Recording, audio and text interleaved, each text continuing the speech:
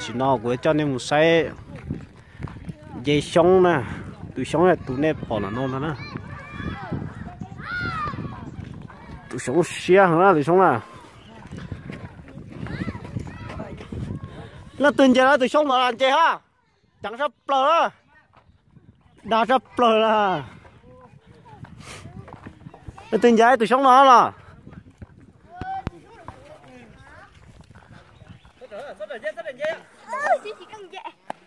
nó lẽ cá đó sẽ sắp lờ tụi sống mà sẽ sắp lờ cái gì nên tao mới xịt, trên nhà bên tao sỏi nên không sỏi. Nó có thải đâu. Có phải chưa? Chết sư. phải chế chứ hả? À, tôi có tại đây. Con trai của nó sáu có ba man đây, bên trên là thì thức cho sáu, con phải đặt lò, cha. Có sao thì dê bồn chai thế, bồn nhúa nó thế, bồn chai thế. Nè, ao lên, thay được nó kìa. Đừng có biết là.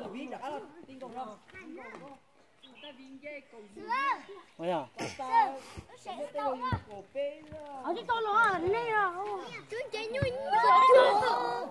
Ô, giờ nó cho lia thế rồi đó. Đúng rồi. Chai đó. Đi coi ta chỉ lấy phải. Nó coi trả lại nhiều số nào lên à? Chưa cái chơi à tụi kia à. Ôi giờ trời lo tụi đó rồi. Bị lo chơi lại vô.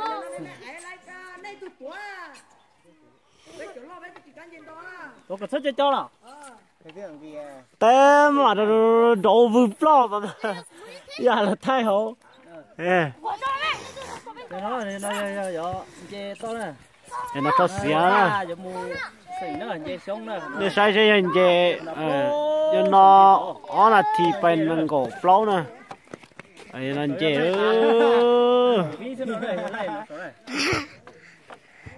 Có cổ vi à.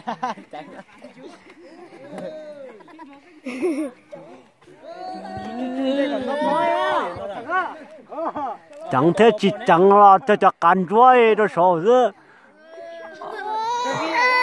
Cái to đó ạ. Ôi lại đâu cái đâu.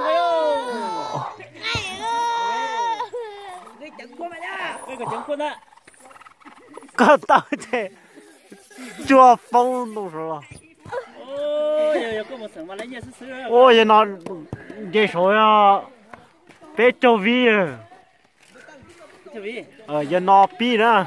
Giờ nó chè tông vậy đó. Thật anh nữa. Đây ba chín đâu.